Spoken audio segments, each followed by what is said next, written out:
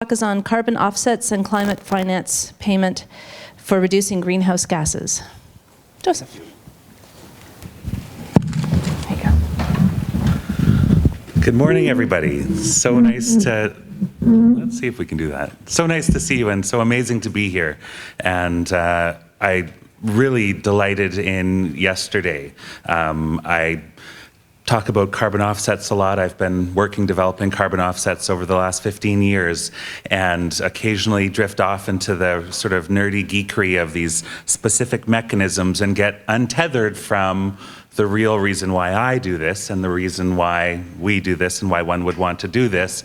And this is to be able to achieve the outcomes that we want to see on landscapes, in society and technology, and use the arising recognition of climate change, that it's happening, that it's being caused largely in part by human activity, and that it's being caused by emissions of greenhouse gases, and that we really, really don't want it to happen. And so yesterday was really quite nourishing for me to see why we do this, the landscapes, the culture, the continuity of these things. And so I really appreciate this. So I'm going to talk about carbon offsets and about the work at Ecotrust Canada that we're doing and some of the broader vision of why we do this. And so Ecotrust Canada is sort of evolving from a tagline that is building economic alternatives for people in the places that they call home. And there's really this focus on engaging with people where they're at, in their landscapes, in their communities, to have a greater say over sort of the environmental and cultural aspect of resource use, and then also the economic benefit and sustenance that communities take from getting more control over their landscapes and their resources.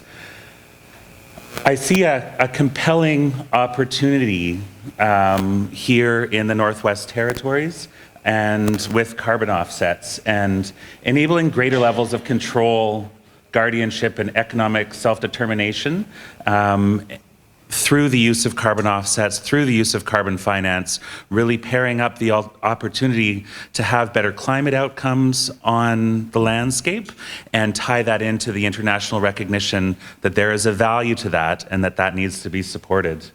And the big question that I really came up here with, and I share with so many of you, is there a pathway for communities to use carbon offsets or carbon finance to fund the management of, to manage the landscape better, to fund Indigenous guardian programs, to support IPCAs, and to really bring in this missing piece, which has been really well communicated, that you've now made incredible steps to protecting landscapes, and there's maybe a little bit of money for a couple years to lock that in, but then there's largely a big resource gap beyond that we need to fill. And my question is a question to me, or that I'm embedded in as a carbon offset practitioner, is can we use this tool to help solve that or not? And I do have to say that part of the task is getting to an answer there. And if the answer is no,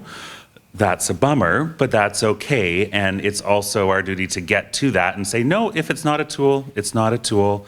Let's exit off and not worry about it anymore and be able to move forward securely, knowing that, it's not a tool, or it's not a tool for right now. So I'm going to be the last person to say that carbon offsets and carbon finance are a panacea. The previous presentation was amazing to see other tools in the toolkit, a lot of which are being used really effectively. But if the climate finance can be a tool, then we got to figure that out and use that too. So I feel like I need to do less work convincing the people in this audience that nature-based solutions are a critical part of fighting climate change. But you might not be surprised, or maybe you are, that a lot of the times I really have to go to the mat and debate about this with people, and people will say, oh, we just need to stop using fossil fuels, or focusing on nature as a distraction that the big polluters are trying to use to let them keep emitting. And I think that the reality is we can't beat climate change without nature, and do we really want a world where nature is gone or not functioning for us? Clearly it's a priority. And It just so happens that these services and the realities of nature are a big part of why climate change is happening and what we need to do to solve it. And there are the benefits that we work with in carbon markets to quantify and monetize the carbon dioxide benefit, but there also are clearly other benefits, and sometimes I'm accused of just focusing on the carbon and leaving out the biodiversity, the water, the community benefits, all these compelling needs, and I certainly don't mean to do that. Sometimes I'll focus on the very sort of thin modality of carbon offsets. Can we use this tool or not? Focusing on the carbon, but supporting, they call it co-benefits, which sometimes is maybe speaking it down, but what makes those offsets or what makes that carbon case compelling is the biodiversity, is the community reasons behind this. There are some neat standards, the Climate, Community and Biodiversity Standard, that look at actually doing some work to really quantify these community and ecosystem benefits, and layer that on to the benefit of that carbon credit, which then is sort of an explicit communication of those values within that climate frame. It's really valuable to know in this discussion and when you're talking with other people about why you'd be wanting to use nature to address climate, that there was a UN special report for the year 2000 that a full third of human-caused greenhouse gas emissions were caused by land use change, primarily deforestation from industrial revolution to the year 2000. So that's, we hear about this climate change issue and the causes. A third of that is caused by degradation of nature. So I think that puts these tools squarely within the critical path of addressing climate change. And every year it's around 20% more emissions that are being caused by land use change. It was mentioned yesterday, but they estimate that a full third of the opportunity to cost-effectively reduce climate change by 2030 will also come from nature. And kind of to put a pin in it, my work is not to commodify nature. It's to commodify the task of helping nature. And maybe this is like too thin a distinction, but I think it's an important point that I'm not saying nature only has value. Carbon offsets aren't saying nature only has value because of the amount of money it can make. It's more looking at our opportunities to support, preserve, restore nature, and figuring out where are the dollars and cents in that, because that is a language that so much of the world speaks, and it behooves us to slot into that framework and see if we can make these activities happen. So people have heard a lot about carbon offsets, I'm sure, and I'm gonna click quickly through a few slides on those details, but I'm sure that these slides can be made available later, and also very happy to talk about this. But carbon offsets are a specific tool, and I'll see if I can help people out with a bit of a taste for it. So a key thing is a carbon offset is a proactive project-based emission reduction that gets or keeps carbon out of the atmosphere. There are many different types of carbon offsets. There's forest carbon offsets, agriculture, soils, wetlands, waste. One of the key things, though, is that in order for an emission reduction activity to be a carbon offset, it needs to be outside of the capped sector. What does that mean? If you've heard about cap and trade, programs like Quebec has, like Ontario had, like all of Europe has, what they've done is they've said, from the fossil fuel realm, this is where our emissions are today. This is where we need to get to in the future. And so every year, we're going to cap and reduce the amount of emissions allowed from these activities. And so essentially, there's a regulatory system being put in place to reduce greenhouse gas emissions from fossil fuels. And this is brilliant. I mean, this is what I propose as the right overarching tool, and then carbon offsets are a tool to pull more types of activities into that regulatory framework where we can now proactively go and improve forest carbon outcomes. We can protect the landscape. We can change the way that logging's happening so that it keeps more carbon than it otherwise would, or in some circumstances we can go and restore areas. So it allows us to pull over those regulations from cap and trade in the fossil fuel realm and use them to drive proactive money into supporting landscapes. A big piece, and I hope that this resonates up here, is it really democratizes engagement in climate action. So if you have a cap and trade system or you have big regulations on industry, this is good, this is what we want, but there's sort of a perverse aspect that it puts all the chips for, are we going to reduce emissions, are we not, where's the money going to flow to that, in the hands of the big polluters. And it kind of deprives regular people, smaller businesses, people working in landscape sectors from an opportunity to contribute. And so I also really like this as a tool for pulling over some of that control and opportunity into the entrepreneurial mindsets and into the clear understandings of landscapes and needs much farther away than the fence lines of these big emitters. Every single offset system in the world includes forest offsets, and people don't necessarily always know that, and it's something I'm very proud of in being a long-term advocate for this space. And finally, just offsets are a tool to connect emissions reduction supply with demand. So here in the Northwest Territories, there may be an opportunity to reduce greenhouse gases more than they otherwise would be. And we need to connect that to the sources of money and the sources of demand for these emission reductions elsewhere in Canada, elsewhere in the Northwest Territories, from communities to centralized, and then also around the world. And carbon offsets are a tool we can use to do that. These are some of the things I'll burn through. It's kind of a carbon offset 101, and each of the things we could talk for an hour about. So I'll just bomb on through. And I realize there also will be a panel later for the people speaking this morning. So if you've got questions, you can ask right after this, or hopefully we can cover it as part of that. But an offset has to be real. So when you're thinking about, can this activity that I'm wanting to do on the landscape be an offset? Is it something real? It's kind of a strange one to put in there, but sometimes people have, it helps ground you in, okay, we really need to reduce greenhouse gas emissions. This is what it's all being based on.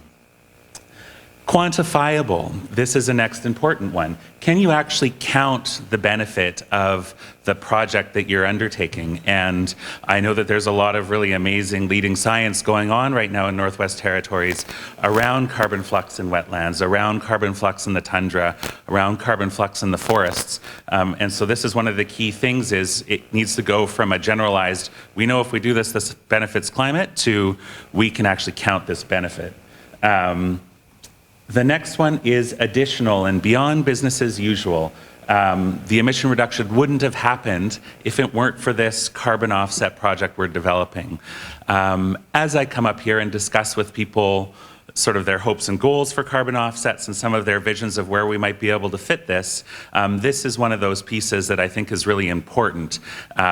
We're in a situation where there's been incredible success in protecting some landscapes, and so it may be that that protection that's happened with drawing that line on the map can't be credited as an offset because it's already happening based on other rules, on other hard work that people have pulled together. But what we can look at is, are there things that we can do to go above and beyond where we're at? So if we were able to create a, a next 15 or 20 years of a guardian program and management on that landscape that's helping protect from forest fires, or helping forest fires be better on the landscape than mega fires, is that additional carbon benefit that we could create from our work that we might be able to credit as a carbon offset. Permanence is an important piece, and it's more comes to the fore when we're developing forest carbon offsets and landscape offsets, which is this benefit that we're creating by better management going to stand the test of time? Will it be around for essentially for 100 years? And this is generally what's being inserted into the different offset systems, and I think it's good. One of the key nuances to this is, if you're protecting a landscape and improving an ecosystem function on a landscape in a way that keeps more carbon on the atmosphere, it doesn't necessarily mean that each individual tree that you protect has to be there for 100 years. What it really means is that the carbon benefit created by your project needs to last for 100 years. And so in some cases down in the south, we're seeing that if we can lengthen the rotation age for forests, so instead of cutting them at 60 years, we cut them at 75 years, you can have an increase of that 15 years worth of carbon. And even though you're moving through your landscape and cutting all the 75-year-old trees, as there are other trees that are going from 60 to 75, you can actually keep that bump on the landscape. And so there are the sort of like simple visions of these, and then there's like the deep geekery that people have been involved in it for a long time are able to help navigate into, and it's quite fun. The last piece is verified, really. So you actually need to be able to prove that this carbon impact happened, and it's a subset of quantifiable, but it's actually another level, and you need to be able to verify it to the carbon offset standard and offset protocol, which is the documentation around making that offset, turning that action into a carbon offset. And it was spoken about how this can be a costly process, and it definitely can, and we always want to do work to minimize those costs. So we have a project in the Cheakamus Community Forest around Whistler, British Columbia, where the Squamish Nation, Lilwat Nation, and Resort Municipality of Whistler are managing a community forest for way better carbon outcomes, better ecological function. They have wider buffers around creeks and rivers, much smaller cuts. And in that case, we chose to only verify every 5 years because it was a fairly modestly sized project. And so it was fine to kick out the offsets and the sales every 5 years, and we could reduce those verification costs. But it is a real part of the puzzle, but I think it's important because it goes from we're doing this thing on the landscape to we're creating an environmental asset that can be sold for money to do this thing. So it is a big process, and it is very complex, but I think one of the key things, and the key things even from putting these different pieces about an offset on the board, is they are complex and involved, but as opposed to 15 years ago, we've done them. We have created real projects. The Coastal First Nations have a project that is supporting stewardship, revenue, getting money from keeping the trees standing rather than cutting it. I would say that where this tool is a fit is a very worthwhile tool to use. These are some of the pieces of the puzzle in making that offset. And it's complex, but once again, I was part of the team that wrote the first Kyoto CDM reforestation methodology back in '04, and I wrote the first ISO 14064-2 reforestation methodology in 2006. And so, as opposed to in the past, we now have these tools available for use, and from some of the discussions up here this last couple days, it's neat to navigate through to what kind of new things do we need to create for this system so that the Northwest Territories may be able to play ball on this field and may be able to advance this space and this field of practice farther, both for the benefit of landscapes and people in Northwest Territories, but also for the rest of Canada and the rest of the world. Where can that innovation and that first ofs happen up here?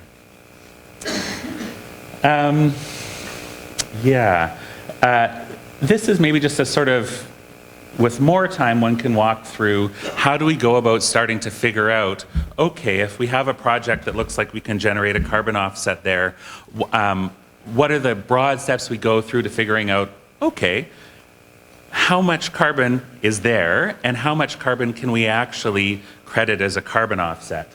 We'll look at the baseline case, which is what would have happened in absence of our work, our offset work.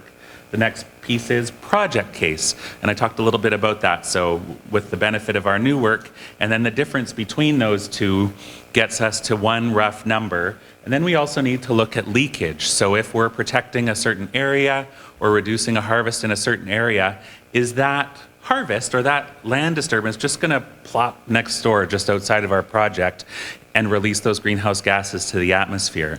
And so this is a concept called leakage, and it's very important. And I think as a savvy carbon offset developer or people working on this, figuring out ways to lower that leakage, because that's just like taking offsets and money off the table to do your project, and sometimes that can come with regulations. So for example, if there's an annual allowable cut or a harvest, when you're negotiating with the government to be able to do this, you also need to say that they can't just replace or move this allowable cut somewhere else. So there is active management you can do on this, but it's an important thing to recognize. And also, if you're looking at your situation and you know that if you do some protection, it's just going to smush over somewhere else, it may make this tool less useful. And finally, on this page, there's a non-permanence buffer. So we talk about, on landscapes, there can be reversals of carbon. Sometimes what we'll do is we'll buffer, so we won't sell all of the carbon. We'll put some of it in kind of like a self-insurance buffer that the project owners and developers can't touch, that's there in case, you know, there is a fire that reverses some of this carbon, or there is an event that happens. So we've thought of many of the different impacts on this and ways to really make sure that what we're crediting actually is real benefit to the atmosphere. This is sort of how users, how buyers consider carbon offsets. And this also is kind of a valuable, interesting, nuanced discussion. But we can do all this work to create a carbon credit, and then you can't always sell it. And having kind of grown up in this space, I just recognize that as self-evident and have taken a lot of hard knocks in that regard.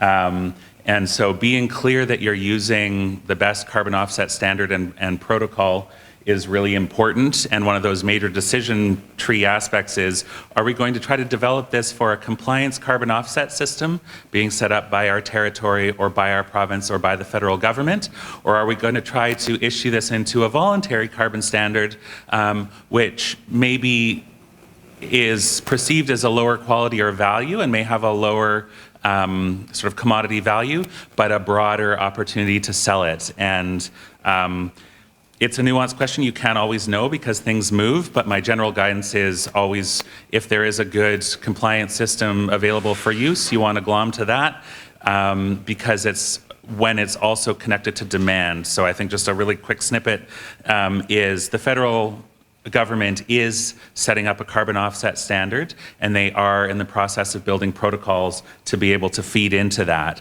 And those carbon credits will be able to be used under the federal pan-Canadian framework carbon backstop. So the system for all the provinces and territories that haven't designed their own system have to use this one. And large polluters in that have a kind of intensity-based cap and trade system where they need to reduce their emissions, and they can either do that by actually reducing, by buying credits from other industrial entities that have reduced more than they have to, or from buying carbon credits, carbon offsets that are eligible and built into the system. And so that would be the source of demand that I would look to first for a project here in the Northwest Territories. That's sort of talking about that. And I think we modeled the sort of annual demand in the way the current output-based pricing system, the sort of large emitter compliance system in Canada, will be around 35 million tons per year, which is, it's significant. It's not everything in the world, but that's a real demand, and I do hope that that'll go up. So as a carbon offset practitioner, I really try to help people get to a point where they can make decisions around, should we move ahead with this pathway or not? And sometimes that comes with a bit of tough love, including that if your project, for whatever reason, doesn't meet some of these rules in the back, that we shouldn't be moving forward with it. However, and I'm getting to time, but recognizing that there are a lot of amazing projects out there that are real, that can reduce greenhouse gases, and that for one reason or another might not be creditable through an offset system. And that, plus a change in federal regulation, has led us at Ecotrust Canada to start working on a new tool that right now is highly speculative, has not been adopted or approved by the federal government, but that it is something that we're building to try to create a new pathway, new infrastructure to drive resources into forest carbon and landscape carbon outcomes in Canada. So the big change in Canadian regulation is that up until really this year, Canada was counting the forest carbon and landscape carbon emissions across Canada and including it in there. They were counting it, but they weren't including it towards our footprint, carbon footprint that we're reporting to the Paris Agreement and to the United Nations. And just this year, in the biannual report in January, they're now including the portion of Canada's landscape emissions that are caused by humans or anthropogenic. And so it's sort of a narrow piece. It doesn't cover the natural or even sort of climate change driven natural emissions flux, but it does take a look at and firmly hand responsibility to Canada and Canadians for the emissions that are happening by our disruption of forests. And so I realized that if this is now going on our account and on our Paris, our pathway to Paris, if we developed a tool to quantify carbon benefit that people could have on their landscapes that might not count as an offset, but we could prove in the logic, in the light of the carbon inventory, then maybe we would have a new tool to drive revenue to do that. On the other foot, we of course need to create a procurement pathway where the government can go out and invest this money on the landscapes, in projects, in people to make this happen. There was a low carbon economy fund the last couple of years people might have heard of, where government was investing in refrigeration and improved fossil fuel outcomes and even a little bit of tree planting.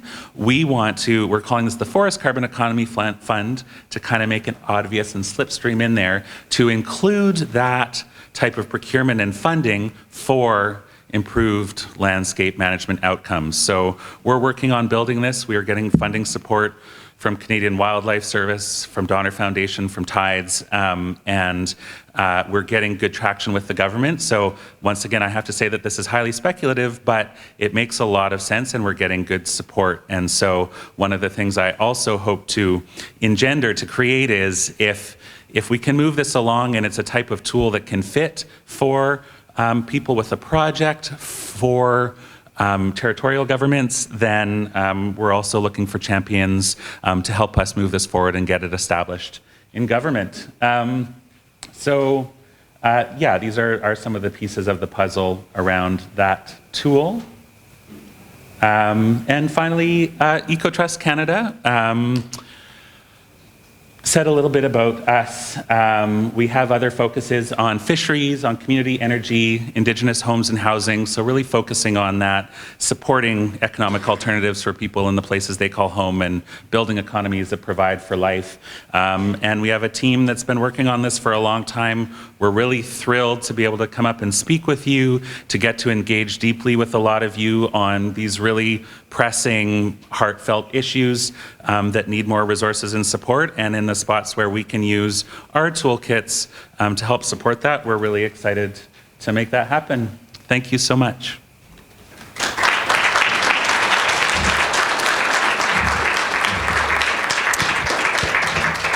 Great, thanks a lot, Joseph. Do we have time for one question from the audience? Joseph will be on the panel as well. One question? Going. I knew. Okay.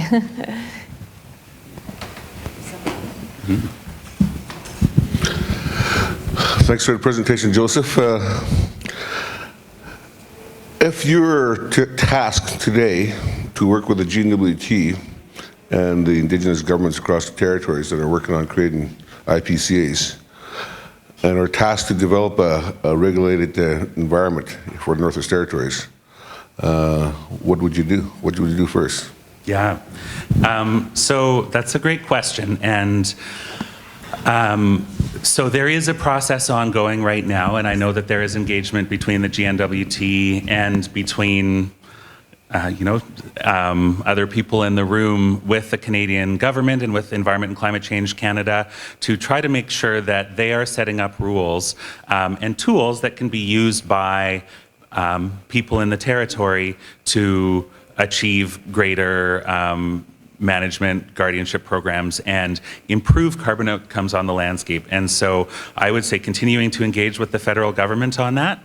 And I feel for their task as well. They have a lot of people to keep happy. And so one of the ways I'm trying to be supportive of that is support them in building, building the bedrock for this. They're building the standard. Then they need to build a forest protocol that's maximally applicable for all of the forests in our very diverse country. And so what I want to see them do is bite off the right size chunk and get to work and knock that out of the park and get a forest protocol ready. And I think what GNWT has the opportunity to do is advocate for inclusion of the type of projects and activities that can happen here to be inserted into that program. And if it can, that's amazing. If there are pieces or unfinished pieces, or if we need to develop new tools around forest fire carbon protocols, which don't really exist yet, there's some in Australia, but there's really a lot more work that needs to happen here.